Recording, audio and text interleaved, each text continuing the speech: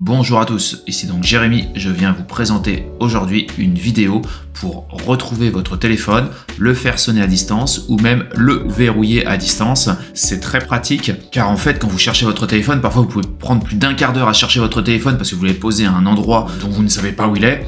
Mais en fait, de le faire sonner, vous allez gagner un quart d'heure. Je vous préconiserai absolument cette solution pour gagner du temps et on va le faire. Alors, tout simplement sur Google, vous allez taper Find Android, écrit comme ça. C'est le premier résultat, vous voyez, web.google.com Android Find. Là, ça va vous donner si votre téléphone est connecté, où est votre téléphone sur la carte. Et là, vous allez avoir plusieurs options. Déjà, vous allez voir la batterie qui reste, s'il est connecté à un réseau Wi-Fi et si oui, lequel. Vous avez donc ici plusieurs petits icônes. Ce sont les différents téléphones. Vous avez après plusieurs options. Donc là, vous avez la date de la dernière connexion au réseau. Vous voyez par exemple la dernière connexion à l'instant, donc ça veut dire qu'il a été connecté tout à côté. Là, vous pouvez voir un point vert, c'est là où se trouve votre téléphone. Vous cliquez dessus et ça vous donne la localisation précise. Ensuite, ce que vous pouvez faire, ici, vous pouvez donc le faire sonner. Vous avez juste à cliquer ici. Pendant 5 minutes, le téléphone va se mettre à sonner. Normalement, sur la plupart des téléphones, même s'il était en volume minimal ou ce que vous voulez, il va quand même sonner. Ça, c'est une sonnerie d'urgence. Évidemment, pour que votre téléphone sonne, il faut qu'il soit connecté à un réseau 4G ou Wi-Fi. Dans tous les cas, il faut qu'il soit connecté à Internet d'une manière ou d'une autre.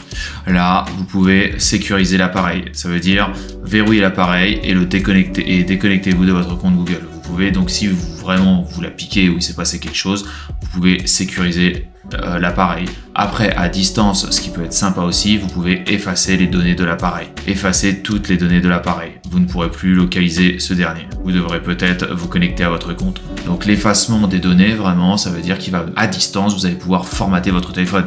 Évidemment, faites-le si vraiment c'est tout désespéré et vous êtes sûr que vous n'allez jamais le retrouver. J'ai mon téléphone, on va cliquer sur faire sonner et vous allez voir, hop, faire sonner. Vous voyez. Et là, le téléphone se met à sonner. Il va sonner donc, vous voyez, pendant 5 minutes. Arrêtez la sonnerie, on arrête la sonnerie, c'est terminé. En fait, utiliser cette application, il n'y a pas que quand vraiment tout est désespéré. Quand c'est le matin, vous savez pas où est votre téléphone, parfois c'est ultra rapide. Alors moi, évidemment, j'ai aussi la Smartwatch GT2 de Huawei. Et en fait, j'ai juste à faire chercher le téléphone avec ma petite application, à condition que le téléphone soit connecté en Bluetooth, et ça fait sonner aussi le téléphone. Et c'est vrai que bon, pour moi, c'est plus rapide d'utiliser directement la montre. Ceci étant, là, par exemple, mon téléphone, le Bluetooth était désactivé, donc impossible de le rechercher avec ma montre et de le faire sonner.